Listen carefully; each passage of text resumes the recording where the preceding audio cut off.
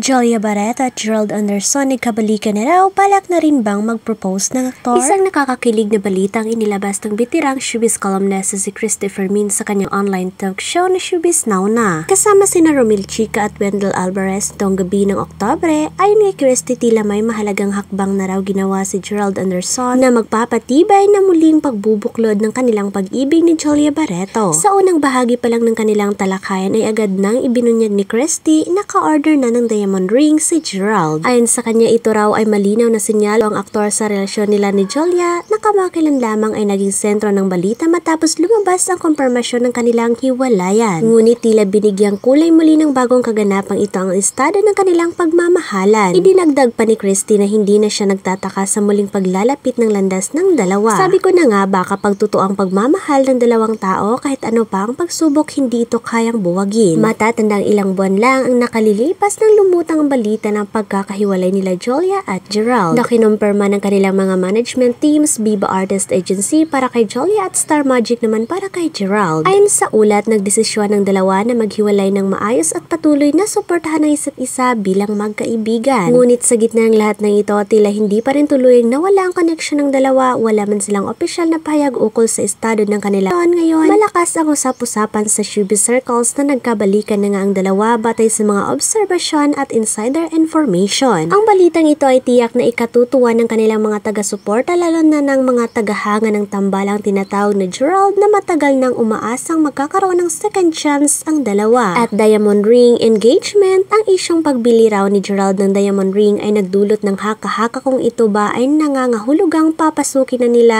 ang isang bagong yugto sa kanilang relasyon, ang engagement. Bagamat hindi ito kumpirmado, ang simpleng kilos ng pag-order ng singsing ay isang indikasyon ng seryosong intensyon, lalo na kung galing ito kay Gerald na kilala sa pagiging pribado pagdating sa kanyang personal na buhay. Kung totoo mang nagkabalikan ng dalawa at kung totoo rin ang tungkol sa singsing, maaaring isa itong paghahanda para sa isang proposal. Isang bagay na tiyak na aabangan ng publiko. Sa kabila ng mga lumalabas na balita, wala pa ring opisyal na pahayag mula kina Jolia at Gerald tungkol sa usaping ito. Samantala, abala pa rin si Jolia sa kanyang mga proyekto at endorsements habang si Gerald naman ay patuloy na lumalabas sa iba't ibang bansa at teleserye. Sa kabila ng kanilang abalang schedule, tila patuloy pa rin ang kanilang pag-aalaga sa isa't isa sa paraang sila lamang ang lubos na nakakaunawa.